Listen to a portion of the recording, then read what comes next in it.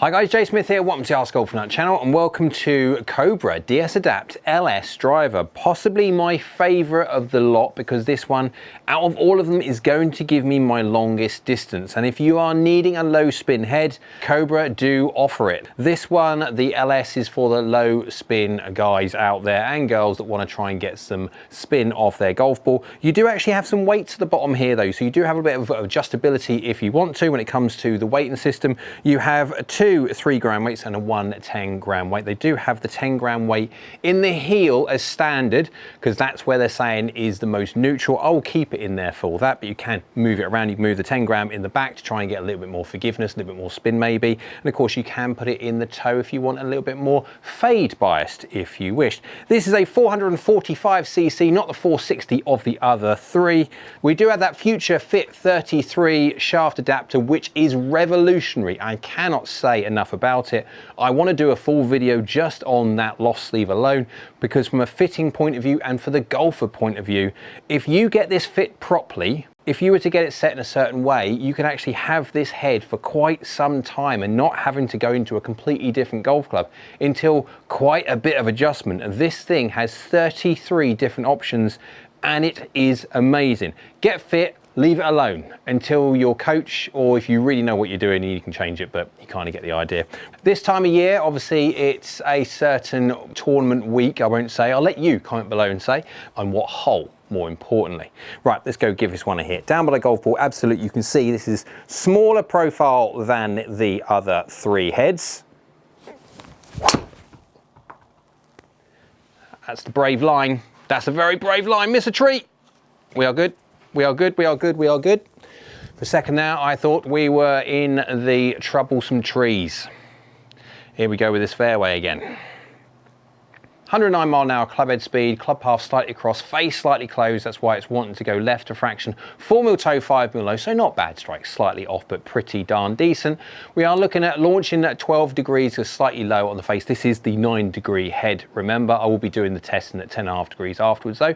We are carrying at 276 yards, 299 total, and 20 yards left on that one. Of course, we are trying to move around. Although, as you can see, if you try and shape it around here, you get very close to those trees. Feeling wise, it has a slightly different tone to the others. Whether looks and feel are absolutely subjective, guys, and what I like and what you like might be two completely different things, so kind of just ignore me. I've got this in the Tour AD Graphite Design DI6 Stiff Flex for the people that care, for the shaft boys out there. Let's go give this one a hit again to see if we can do, well, just as good a job. That's more the shot shape that I would normally play. It's off to the right, it's the safe bet. That's in the rough on the right hand side, but safe. Club head speed 108.9 miles an hour, club path slightly across, face slightly open. The safe route, strike is really good, 2 mil toe, 1 mil height. It did really feel very nice. Carry 274, 295 total and 17 yards out to the right hand side, as you saw, just hugged the right hand side of the fairway and poked its nose into the rough. It's safe, and of course this fairway, if you've watched the other videos, does have a tendency to skittle off down the slope, and a couple go in the drink, even though they are perfectly good. I would say this is fractionally higher pitched, if anything. The K and the X is very much more sensitive. You can definitely get more feedback where you're hitting it on the face, where the K is a little bit more numb, but again, it's so stable because it's the 10K, it's the most forgiving one of the lot, that you feel like you could hit all over the face. This one, you do have to be a little bit more precise, shall we say.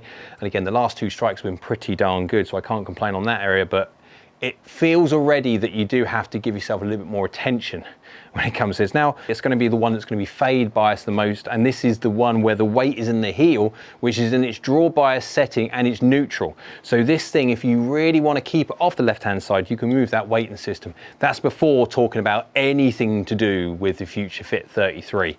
Because again, you can move loft and lie and everything else within the 2 degrees without affecting the other thing, which is an amazing tool. Give it another go. That's again very close to the tree. Oh, we missed the tree. That's going to be lovely now. Slightly high in the face, fractionally heely, but that, oh, don't go down there. We've had this one before and it's gone in the drink. That is not fair. Slow down ball, slow down ball. Club head speed 108.6 miles an hour, club par, face to par, fairly 0-0, 5 mil hill, 5 mil high. Just a really decent strike. I can't complain whatsoever too much at all. You're not going to see that again. Look at that, we're looking at 14.6 degrees of launch, fair enough. The backspin of 2000, fair enough. Side angle, nothing. Zero, zilcho, nada, no side spin. That is frozen rope. It's gone 11 yards left. That's because of the strike more than anything else. Where's that tee gone? Found it. Really should have got some yellow ones, but it's just doing a great job. 302 yards of total distance, 278 carry, and that's from 109 mile an hour swing speed. I'm not fully warmed up yet, and if I'm doing 110, 111, absolutely 280 plus yards would be common with this driver. This is going to give me my biggest numbers, my longest distance. It may well be the hardest one to control when you're not having a good day, shall we say. But for that day, absolutely, I would go down the max K route, because that you could feel like you could near enough close your eyes and hit it, and it will basically just do the job that you tell it to do. Right, give it another go. I do actually quite like hitting these Cobra drivers. Cobra makes some very, very good equipment. That's my fault. That's out to the right too much, if anything. That's a good strike. That's going to be in the pine straw. Is it going to be in the pine straw? Yeah, it is. There you go, that's my fault. Club head speed 111 miles an hour rounded up. Club path slightly cross face. Too much open, 3 degrees open. That is my fault. Strike is really good. 3 mil toe, 2 mil high. Felt very, very, very nice. Like really very, very nice. This LS driver does feel lovely. It's going 276 yards in the air. 297 yards in total. That is not bad considering that face was 3 degrees open. It's finished 28 yards offline. As you can see, that was on the right hand side there, past the rough and into the pine straw. That is my fault. Although if you're going to make a mistake on this hole, right hand side is best.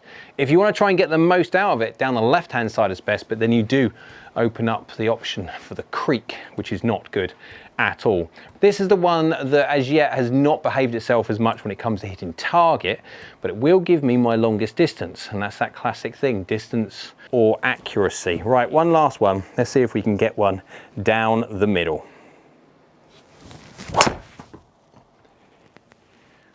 Going for it a little bit, dialing speed up. Oh, turn a bit more. That's going to be behind the tree. That's going to be awkward. Club head speed 112 miles an hour, just dialing it up a little bit, trying to get that high launch, low spin, get that golf ball out there. We're looking at club paths of 0.4 across, face baby open by 1 degree. Strike's really good, 2 mil toe, 6 mil high, trying to get that high launch, low spin.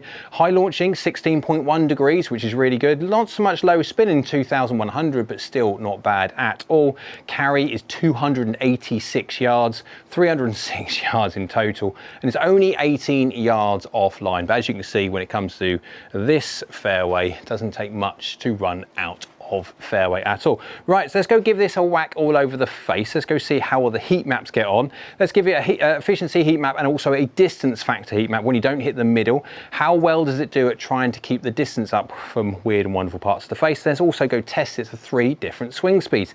80 miles an hour, 95 miles an hour, and 110 miles an hour. I had this in the 9 degree for what you just saw there, but I will be putting this at 10.5 degrees, no different to the rest of all of the Cobra drivers, because obviously 9 degrees at 80 miles an hour, that golf ball's not going to have spin to keep the golf ball in the air. So 10.5 degrees it is. Let's go see how well the new LS driver gets on.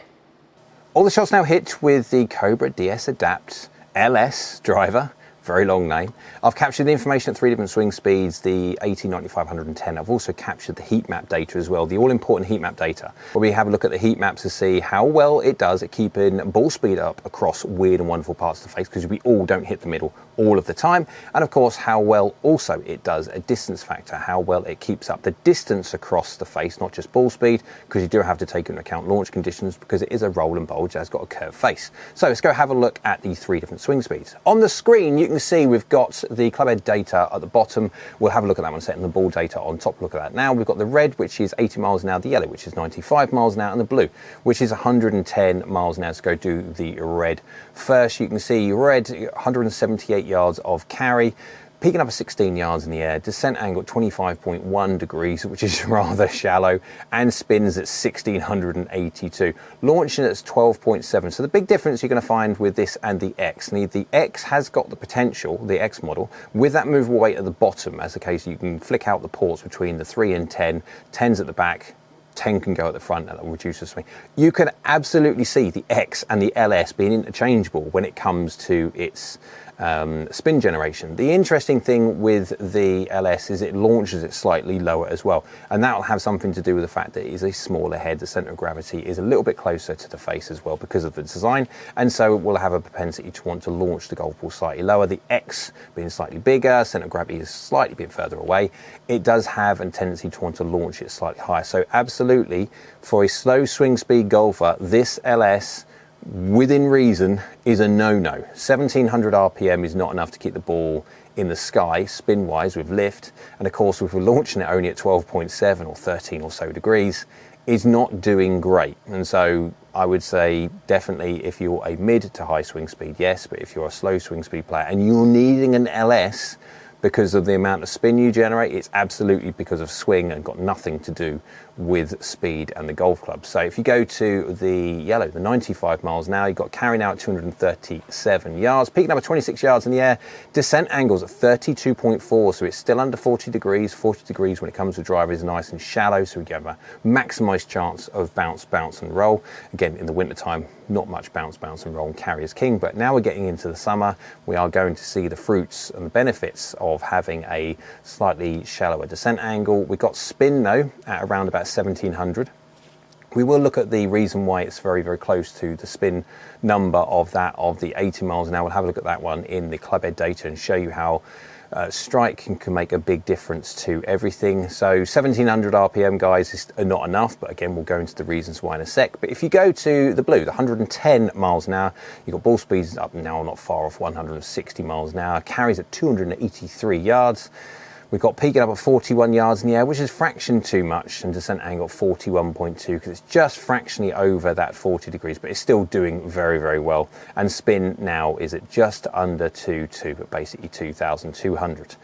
A much, much more stable, nicer, friendlier spin profile to have. You have got a little bit of wiggle room there if you do hit slightly high on the face and get a little bit of vertical gearing. More on vertical gearing in a sec when we talk about the 95 mile an hour swing speed, but we have got a little bit of wiggle room there. Not massive, but we have, and it would absolutely give a faster swing speed the best chance of getting their maximum distance. If you go by the club head speed, you've got 80.2, 95.2 and 110.3, so within 0.1 of a mile an hour, there is your 15 mile an hour gap. So you've got efficiencies 147, 144, 144. Attack angles within 0.4 of a degree, club path is within 0.7 degree, face to path is within 0.5 of a degree, and loft is within, what's that, 0.4?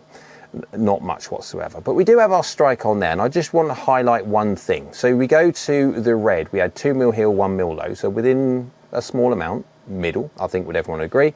On the yellow, we had 4 mil hill, but 4 mil high, 5 millimeters higher than that of the red, the 80 miles an hour. And you can see the difference in just 5 millimeters, how much difference that makes to spin profile, because within reason, loft was no different. It was exactly the same, 16.8, 16.8. However, you can see the loft launch difference between 12.7 and 14.4, and more importantly, the gearing difference between that and the slower swing speed. You've got basically the same spin, even though, look at the difference between the red and the blue, you've got basically give or take 500 RPM. We should be expecting to see a 250 RPM increase in spin if it was a linear relationship, but because of that high strike, it geared it down, and that is why it's so important to understand the very, very sensitive nature sometimes of golf clubs and how they generate or take away spin when you don't hit the middle and you deviate and you do get vertical gearing. If you're someone who prefers the graphical representation rather than the streams of tabular data, you can see I've got the information up on the screen. That's got all the pictures, so you can freeze the frame if you wish and then critique it to your heart's desire, and then we can have a look at that one when you're finished over at the heat maps. This heat map is the efficiency heat map where we've hit it all over the face to measure exactly how much ball speed is retained from weird and wonderful parts. If you haven't seen the grids, these are all available on my website, www.askgolfnut.com. But you can see when it comes to the grid, this is like we're looking at the face on. You've got 30 to -30 at the top there. On the left-hand side 30, that is on the toe, and the right-hand side 30, the -30 is the heel. And you've also got height and also got low as well. And that's effectively how much percentage of your ball speed is dropped off per millimeter as you move across the face. And you can see it's a rather good green blob, and it's especially good on the bottom because of that further forward CG. The LS drivers do have a very, very good way of trying to keep ball speed up, especially off low. Now low will have artificially high anyway, because with roll and bulge, curved face, there's less loft at the bottom of the golf club, less deflection means more ball speed. So all drivers have it anyway, but the LSs do, especially because obviously that weight is so very much so closer to the face, being the low spin model. And you do get a little bit of drop off as soon as you go slightly higher on the face, because of the fact it's further away from center of gravity, and the fact with that curvature of the face, it has more loft. And of course you go into the heel, well, no golf club likes being hit from the heel. But if you really want an understanding of how well the golf club works, you have to look at the distance factor heat map. So all manufacturers are doing a really good job at trying to keep ball speed up across the face. But when it comes to distance, they are always struggling against physics and the design of the golf club that they have made. And so this is the distance factor heat map, where you can see distinctly that the green blob has shrunken quite considerably. Again, this is very, very common, and it does go into favouring the golfer, which likes to hit it slightly toe and slightly high as well. Again, very common for drivers, and it radiates very quickly into the red when it comes to the heel, especially. Again, extremely common when it comes to drivers, or any golf club. In fact, not many golf clubs on the planet like you hitting them out of the heel, but it's doing exceptionally well. And the great thing obviously with the LS, with that movable weight, is you can move that green blob around if you wished. Now obviously we can't move it too much towards the heel because the weight, effectively that 10 gram weight, is already in the heel, but you have got the capacity to move it at the back and also at the toe if you want to make the golf club a little bit more fade biased or spin biased, to increase spin if it's a little bit low spinning. I have now completed 3 of the 4 models. I have done the Max K, I've done the X, and now the LS. And I'll just pop up on the screen very quickly the differences between all of the 3 models. Again, these are available on my website, www.askgolfnut.com, where you have the overlays so you can see how well they work. But effectively, you can see there, the Max K is at the top. It's got one of the biggest green blobs, shortly followed by the LS, which has the second biggest green blob from the efficiency point of view. And then bringing up the rear as such, before we do the draw at least, we have got the X model. On the right hand side, you can see there we've got the distance factor heat maps. Again, you've got the Max K being the biggest. It's got that biggest area across the face where you can hit it, and it keeps that distance up. Again, looking at it, not many golf clubs like you hitting out the heel and low when it comes to a distance factor point of view, keeping that distance you hit out the middle all the way around the face. No golf clubs like that at all, but the Max K is the biggest, shortly followed then by the LS, and of course then the X as well now has the smallest amount. And this is where the LS is slightly different to the X with those movable weights, but you can't move them as much when it comes to the X because you've got front and back, but it does have the capacity to move that green blob on the X down a little bit, where the LS not necessarily so much. When you're looking at the Max K, you cannot move that green blob whatsoever. It is a fixed weight. You've only got the hosel, that Future Fit 33, which is an amazing hosel, I would like to add. But the X does give you a little bit of versatility moving that green blob up and down. But it's interesting just how good that Max K is, and also how good the LS is also at keeping distance up from a considerably big part of the face. Again, if you're going to be hitting an inch away from middle off the heel, I'd be seriously looking at lessons rather than anything to do with equipment. The only thing I would say about the LS is, yes, it is quite sensitive to vertical gear effects. So if you are going to be on the button on your optimum profile, hitting it and you're fitting right out the screws, just be aware what happens when you hit slightly higher in the face. You do get a little bit of vertical gearing, no different if you go low on the face, you get vertical gearing as well, and it will mean that your spin profile will change. So always when you do your fittings, make sure you have built in a little bit of wiggle room, so when you don't hit the middle and you do get a bit of vertical gearing, it takes a little bit of spin off, so you don't basically see that golf ball dip out the sky and then you start losing 40-50 yards for you chasing that extra 10 from getting it optimum. Hope you enjoyed the video, guys. If you did, go on and hit that like button. YouTube likes, so do I down there. Also is a subscribe button. It is free and it is the best button of the lot because it helps the channel out greatly if you could subscribe. So thank you. And next to that one is a bell icon. That's a notification bell. If you click that one, that'll let you know next time I upload another video. Hope you're well. We'll see you again soon.